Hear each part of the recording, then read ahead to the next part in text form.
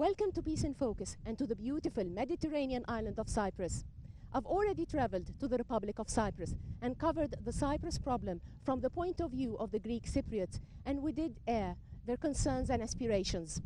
To keep a balanced TV coverage, today I'm in Northern Cyprus, or the Turkish Republic of Northern Cyprus, TRNC, to meet the Turkish Cypriots and listen to their dreams, viewpoints and grievances. The fact that Egyptian television is here does not mean that Egypt has diplomatically recognized the Turkish Republic of Northern Cyprus.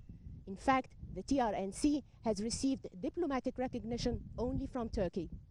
Thank you for joining Peace in Focus. I'm Mona Swaylam. Allahu Akbar, Allahu Akbar, Allahu Akbar,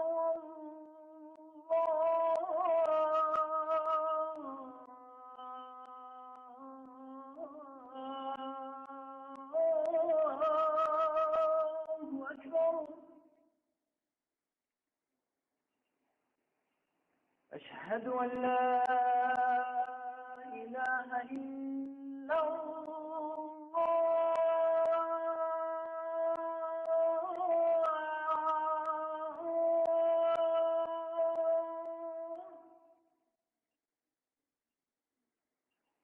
أشهد أن لا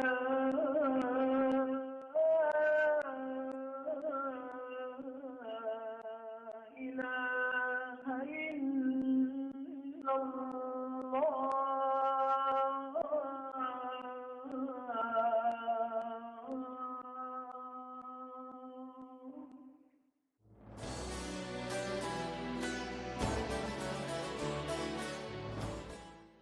Muslims make up 99% of the population of the self-declared Turkish Republic of Northern Cyprus, the TRNC, and most of the adherents are Sunnis.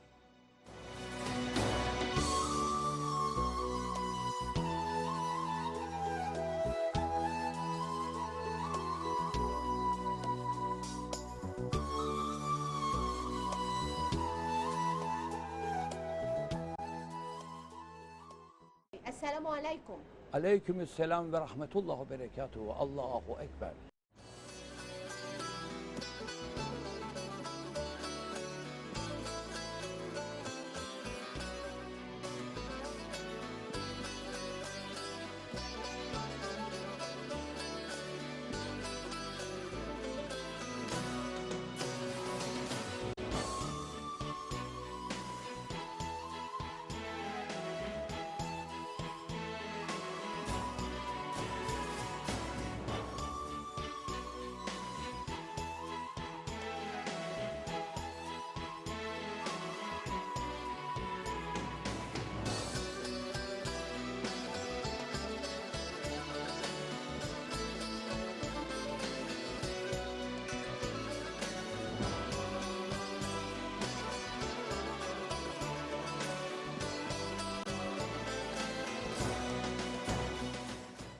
In Cyprus, an island divided along ethnic lines, flags carry a lot of meaning.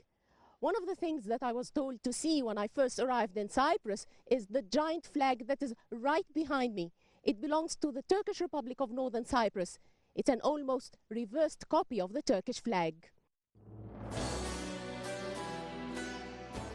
The flag of the Turkish Republic of Northern Cyprus is based on the flag of Turkey, the motherland, but with the colors reversed and two horizontal red stripes added at the top and bottom.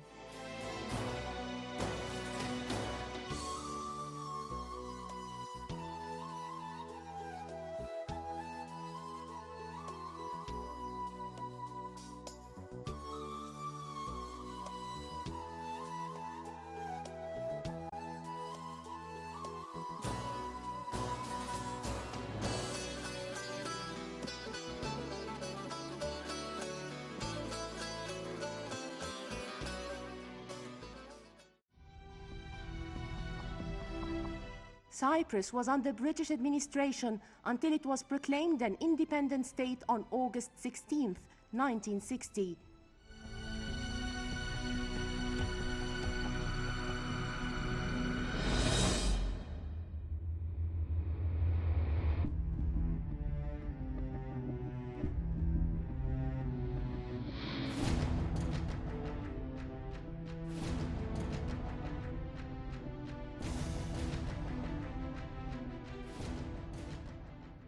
The 1960 Constitution of the Republic of Cyprus was created by the London and Zurich agreements that started with an agreement in London in 1959 between the Greek Cypriots and Turkish Cypriots, and with the United Kingdom, Turkey and Greece as guaranteeing powers. The agreements that also include the 1960 Treaty of Guarantee and Treaty of Alliance that were concluded in Zurich lay down the basic structure of the Republic of Cyprus. They stipulate that the state should be run by a government based on the sharing of power and with guaranteed representation and quotas for the Greek Cypriot and Turkish Cypriot communities. For instance, Article 1 of the Constitution stipulates that the Republic has a presidential regime, with the president being Greek Cypriot and the vice president being Turkish Cypriot, and Article 50 gives each veto power. Article 1 of the Treaty of Guarantee and Article 185 of the Constitution prohibit the union of Cyprus with any other state and also ban its partition and separatist independence. Biliyorsunuz Kıbrıs Cumhuriyeti Türk ve Rum ortaklığıyla kurulmuş bir cumhuriyetti. The 1960 Republic of Cyprus was a partnership republic founded by the Turkish Cypriots and by the Greek Cypriots.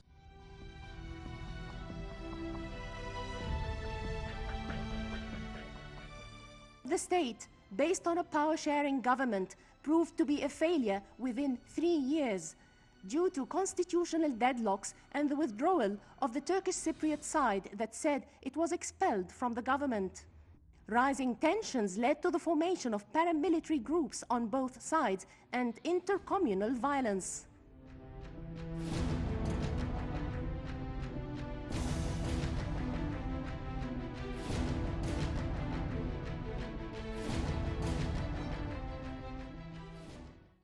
Putting the two sides together, unprepared, is dangerous.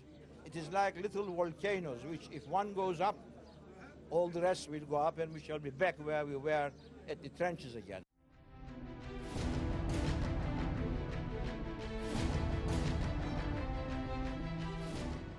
The Turkish Cypriots cannot forget the 1963 Akritis Plan, created by the Greek Cypriot part of the government with the ultimate aim of weakening the Turkish Cypriot wing of the government and uniting Cyprus with Greece. The Akritis Plan was circulated at the United Nations General Assembly and Security Council in 1978. The Turkish Cypriot leadership provided evidence to the United Nations in 1980 that the Greek Cypriot side was struggling to annihilate the Turkish Cypriots in one night and in accordance with the Akritis Plan. The 1963 Akritis Plan was intended to be a top-secret document, but was first published in the Greek Cypriot newspaper Patris on April 21, 1966.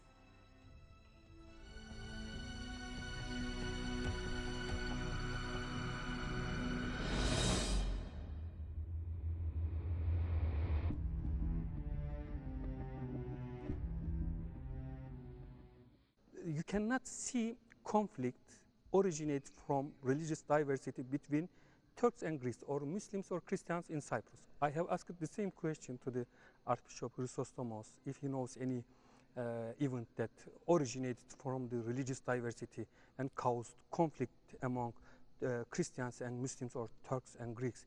There is no any example that of conflict originated from religious diversity between Turks and Greeks. Only after rising of the nationalist movements, you see the conflict became. When you say nationalist movements, do you mean ethnic nationalism? Ethnic nationalism. Yes, ethnic nationalism. The United Nations peacekeeping force in Cyprus, Amphicep, started operating on the island in 1964 and is one of the longest-running UN peacekeeping missions. One problem with peacekeeping missions is that they may contribute to a status quo. In other words, the two communities, the Greek Cypriots and the Turkish Cypriots, may have gotten used to the fact that Amphicep is here, keeping the peace since 1964, and maybe this is why they are not really exerting, or might not be exerting enough effort to resolve the Cyprus problem. Is Amphicep going to be here forever? Well, I've heard this argument before that if a peacekeeping force stays for long or too long, it becomes part of the problem rather than part of the solution. And some argue that perhaps Cyprus is in that has found itself in that situation. I would say that we have not yet reached that point. That we are, although we are providing a degree of safety and security for both sides by operating in that buffer zone between the two opposing military forces, I think we are not seen by either side as someone who would stay here forever, or that the UN would want to be here forever. We are part of a combined effort of the United Nations and the international community to find a lasting, comprehensive political settlement to the Cyprus question. Today, the Republic of Cyprus says that the 1960 constitution is still in force, but the government is composed of 11 Greek Cypriot ministers instead of 7 Greek Cypriots and 3 Turkish Cypriots, as stipulated by Article 46 of the Constitution. The post of Vice President and the parliamentary seats that should be held by the Turkish Cypriots are in abeyance. The Greek Cypriot leadership says the government has no alternative but to function this way out of justice of need and until reaching a solution, and that it is not responsible for the withdrawal of the Turkish Cypriot side from the government in 1963.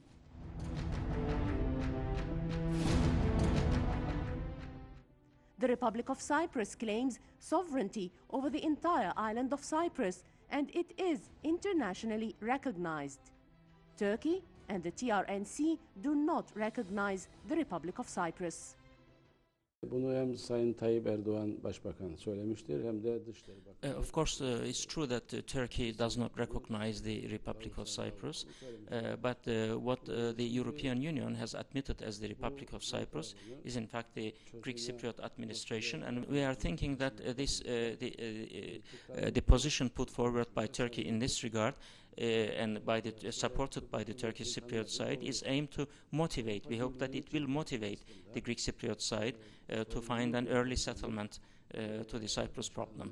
Such motivation is needed, and I keep telling to our counterparts in the outside world, to the international community, that the Greek Cypriot side needs to be motivated, because if they are not motivated, then as the recognized government, they can continue like this for a long time. So the international community and the European Union have a responsibility to motivate the Greek Cypriot side.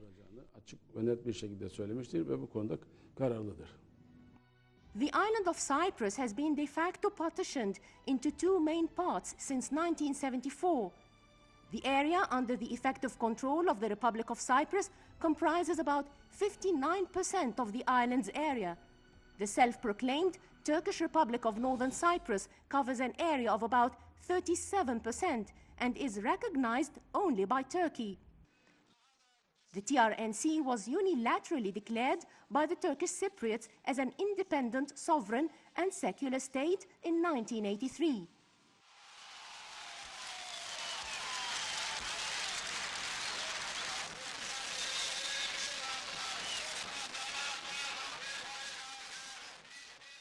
The Greek Cypriots rejected all the agreements.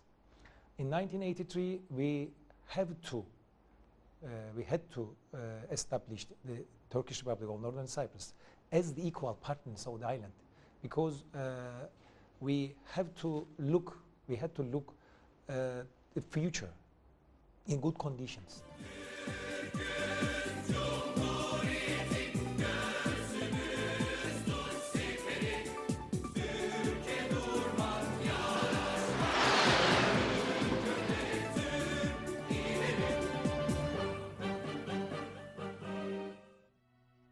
Nicosia, or Lefkoşa in Turkish, is the capital of the Republic of Cyprus, and its northern part functions as the capital of the de facto Turkish Republic of Northern Cyprus.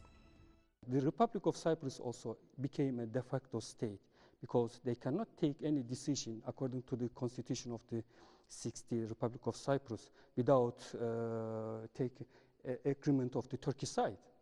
So the decisions that they take are not also suitable with the constitution of the Republic of Cyprus. So we must not look on the mistakes of Turkish side. We may look to the picture, the whole picture. We may see what is wrong in our side and what is wrong in Greek side and how we can reconcile the new circumstances. It should take about 1 hour to fly from Egypt to the eastern Mediterranean island of Cyprus, but traveling to northern Cyprus lasts almost all day. The crime percentage is 0%. It's a very safe country, safe cities. The pollution also is 0%. As you see, just we have the sea, we have nice and clean air during the year. I'm hoping to have direct flight to this island, to this part. If we have this opportunity to have direct flight, I think it will open a lot of doors to invest in this island.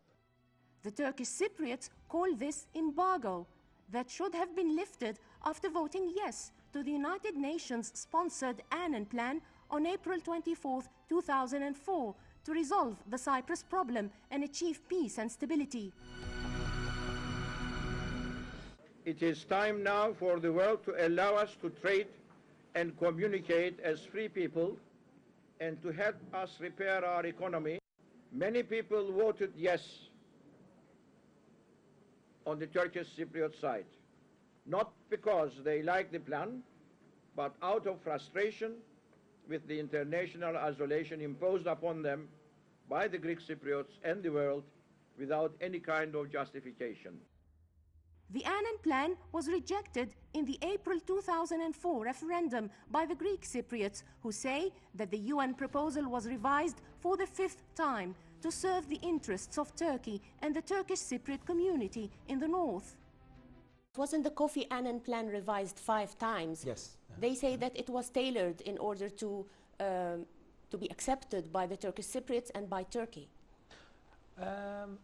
Yes, we need to revise it five times because the Greek Cypriot side wants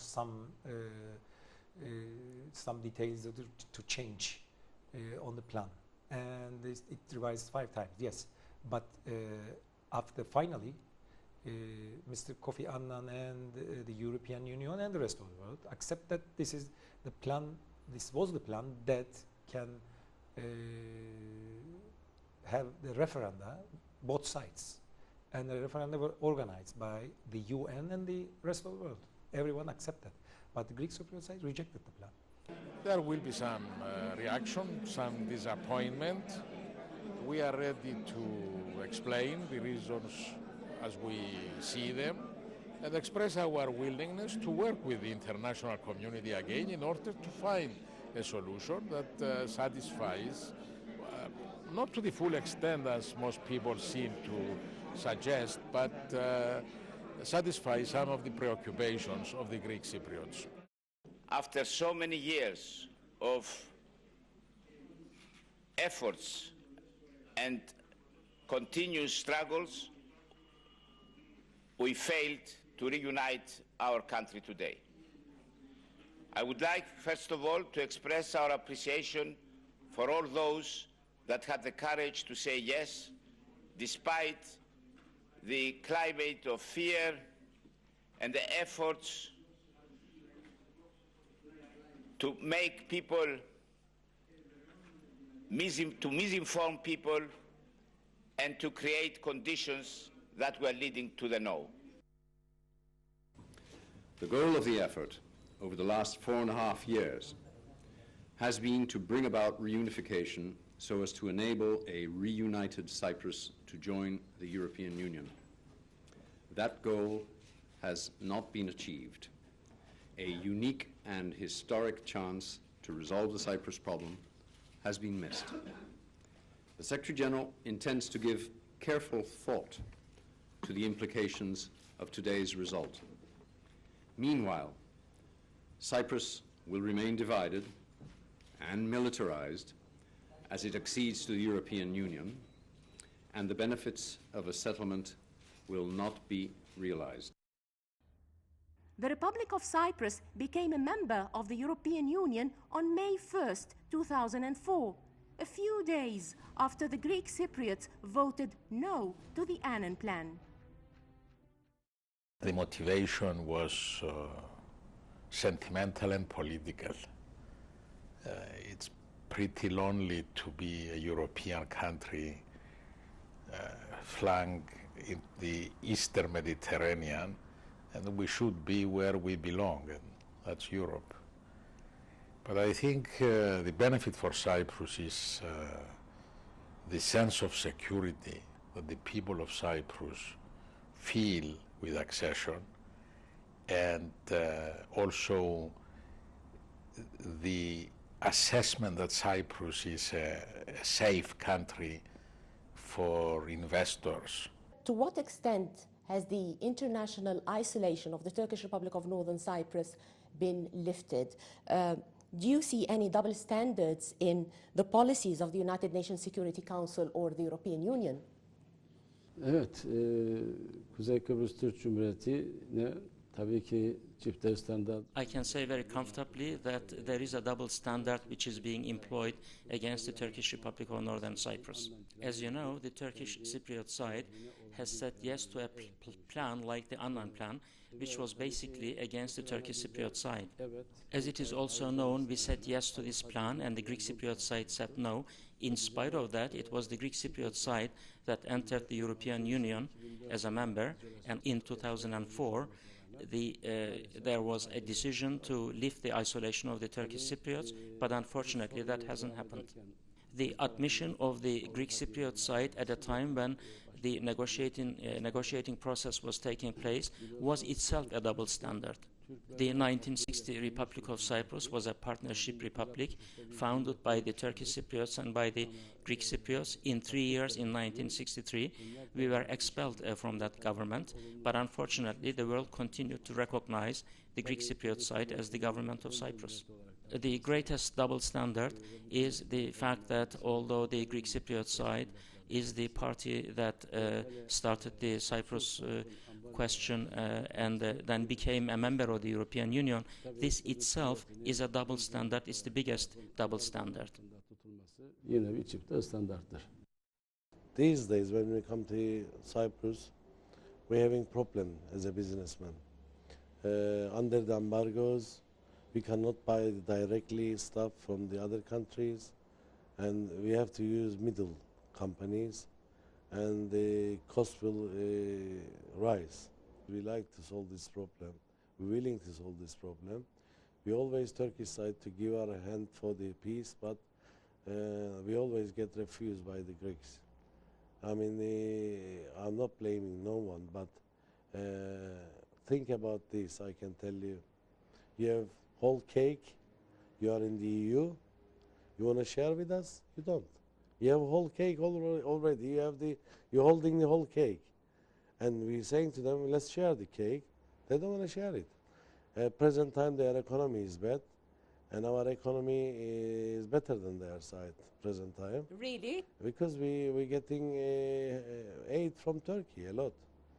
So you're not looking forward to joining the European Union? In the beginning, we believed the European Union, and we said yes to the Annan Plan. But Back in 2004? Yeah. When I look at the European community now, all the countries there are going bankrupt. I mean, they are facing with the economic crisis a lot. Portugal, Spain, Italy, Greece, and so many islands, they all facing with the economic problem.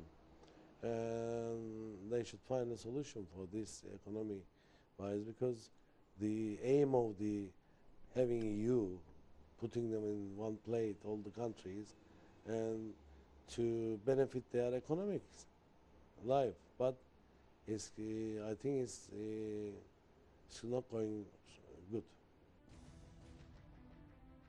the embargo seems to be much less in the area of education. Northern Cyprus is called the island of universities. There are 7 important universities here, including the Near East University in Lefkoşa or Nicosia, and the Eastern Mediterranean University in Mausa or Famagusta, and both assert that they have earned an international identity. Are your certificates internationally accredited? Biz üniversite olarak İslam ülkeleri We are a full member of the European Universities Association. We are a full member of the International Association of Universities. We are a full member of the Federation of the Islamic Universities in Islamic countries. And we are recognized since 1990 by the Higher Education Council of Turkey. So we are all accredited internationally as well. But education is not a politicized area. So we are so proud that all of our graduates are all well received by other universities towards their postgraduate studies. How cheap are the university fees in terms of tuition and accommodation compared to other European universities and also compared to universities in the Republic of Cyprus? More or less we are 2/3 cheaper than the European universities and half rate cheaper than the universities in the South Cyprus.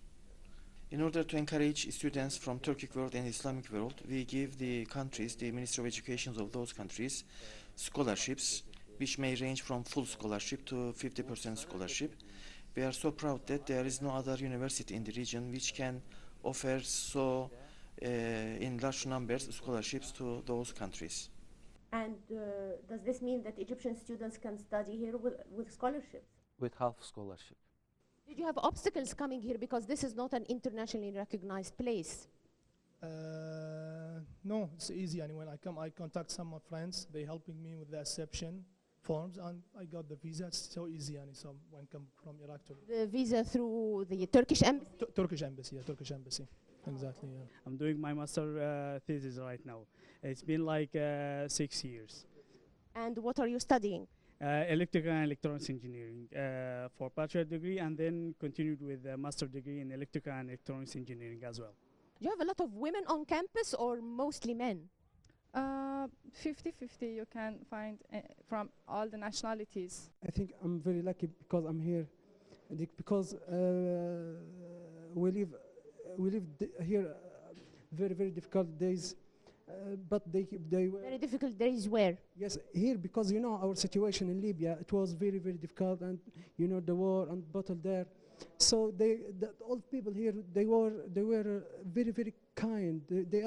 They were like our family, like our brothers. I am studying architecture here, and I like here because everything is good, and the society is calm, and the university has good facility for study.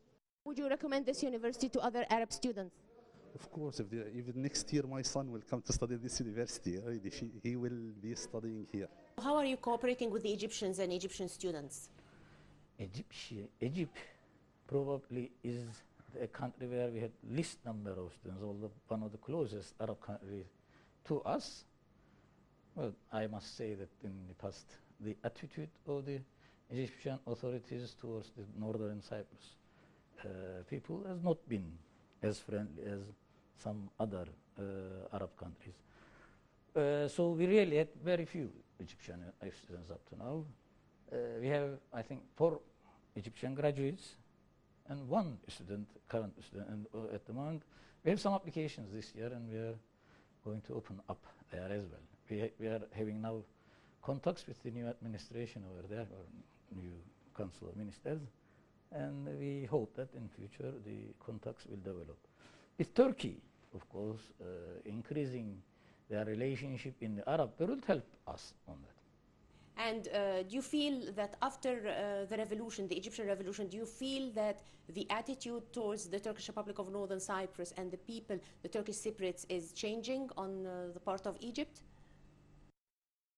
Towards the Turkish Cypriot people, yes. I don't know what the official policy is on the republic itself, but yes, we are observing some movement in that direction. We have 68 different nationalities from all over the world, from the Arab world, from You mean you're talking about students? about students, exactly, which is actually the business here depend on the students, because it's also it is educational island, an island for education. They attract a lot of students from all over the world. Then we start our business to have this opportunity to offer the students the place for accommodate during their studies.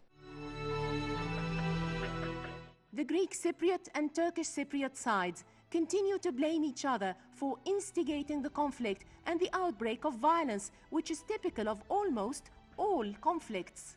As for the 1974 hostilities that have led to the present status quo on the island, Amphicep says, in 1974, an attempted coup in the Republic of Cyprus to replace the president of the Republic of Cyprus, Archbishop Makarios, and that prompted an intervention from the Turkish forces, and then there was fighting between the two sides at that point. Turkey and the TRNC called the July 20th, 1974 military intervention a peace operation triggered by the coup d'etat against Greek Cypriot President Archbishop Makarios III on July 15th, 1974. The coup was carried out by the Greek Cypriot nationalist paramilitary organization AOKB, and with the backing of the ruling Greek junta to achieve enosis, or union with Greece. Nikos Samson, an EOKA member, succeeded Archbishop Makarios as President of the Republic of Cyprus immediately after the coup on July 15th, and his tenure lasted about 8 days only. The legality of the 1974 Turkish intervention and its repercussions are debatable. The Greek Cypriot leadership calls the Turkish operation the current partition of the island, or Taksim in Turkish, and the presence of Turkish troops in the north, aggression, invasion, occupation, and illegal secessionist acts. It considers them a breach of the London and Zurich agreements and the 1960 constitution. The Republic of Cyprus is backed by UN Security Council resolutions. But Turkey and the TRNC utterly deny that, stressing that Turkey, one of the guaranteeing powers, has been acting under Article 4 of the 1960 Treaty of Guarantee that gave it the right to intervene in 1974 to stop the union of Cyprus with Greece, a breach of the London and Zurich agreements and the 1960 constitution. Turkey and the TRNC assert that the 1974 operation and its current repercussions have stopped the suffering and killing of the Turkish Cypriots and have led to a de facto ceasefire and have brought peace to both communities.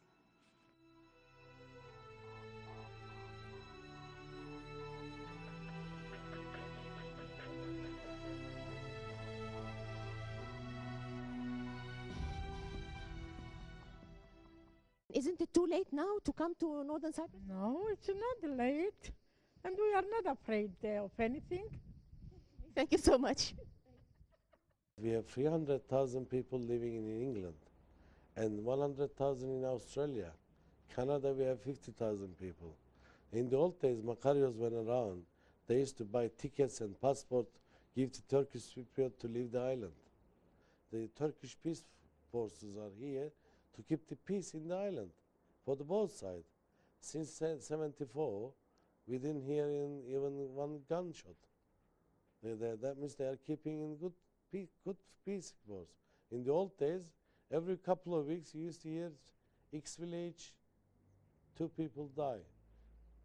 Y village, 3 people die. But those days are finished. So many people killed between 90s, although the UN troops were here. So how they can keep peace? Turkish troops actually obviously brought peace to the island, and Turkish soldiers are the peacekeeping force in the island at the moment. To what extent has ANFICEP been able to keep the peace here? I understand that its mandate hasn't changed since 1964. So to what extent has it been able to keep the peace, and why wasn't it able to prevent the 1974 hostilities? Yes, that is a very valid question, and I must say that the events that took place in 1974 proved the limit to which the UN is able to keep peace. The few thousand UN troops present in Cyprus and deployed all over the island, because up to that time there was no separation between the two communities. So the UN was there was no green line. No green line, no buffer zone. So we were deployed with our troops basically all around the island.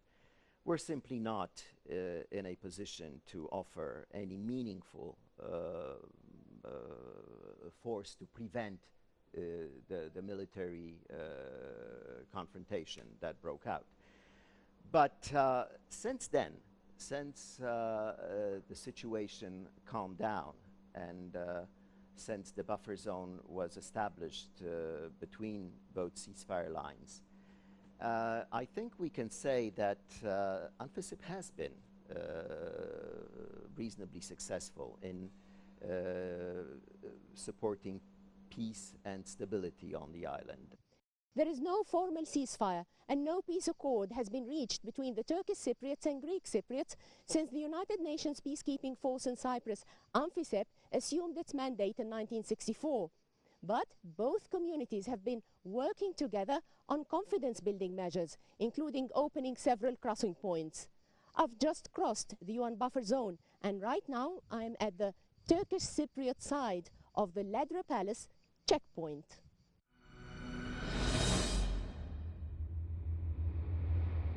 The United Nations buffer zone was established following the 1974 hostilities. It stretches approximately 180 kilometers across the island of Cyprus and is interrupted by areas not controlled or monitored by ANFICEP. 7 crossing points have opened, starting with the Ledra Palace checkpoint in 2003. The objective is to allow free flow of Cypriots and tourists between the south and north. When I did my interviews at Ledra Crossing in Old Nicosia, I interviewed Turkish Cypriots and Greek Cypriots, and both are not happy with the crossing points. They say that they are not happy to show their IDs in their own country. And they say also that the problem lies with the authorities. Both authorities want them separated.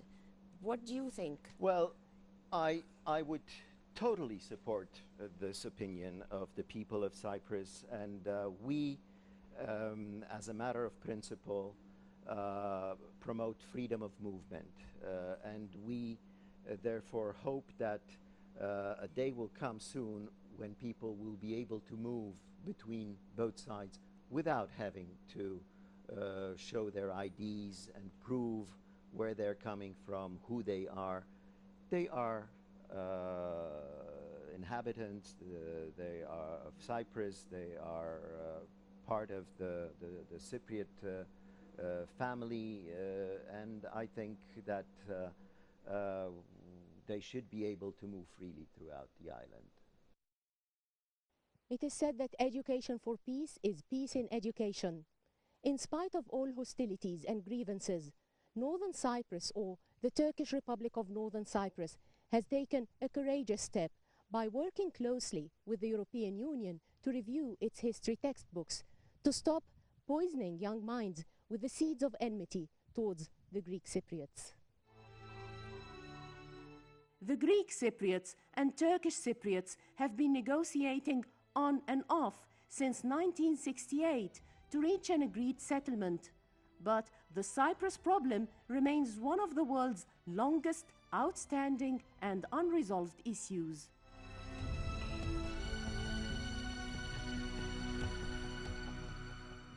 Turkish soldiers here, Greek soldiers here, United States soldiers here, British soldiers here. There are over 100,000 soldiers on the island at the moment, and very forced guns on the island. And how many Turkish forces do you have? Don't you have 40,000? About 40,000 Turkish soldiers and about 40,000 Greek soldiers on the island. 10,000 English soldiers, 2,000 United Nations soldiers. So many. Peace in Focus spoke to President of the Turkish Republic of Northern Cyprus, His Excellency Mr. Dervish Eroglu, for more insights into the Cyprus problem.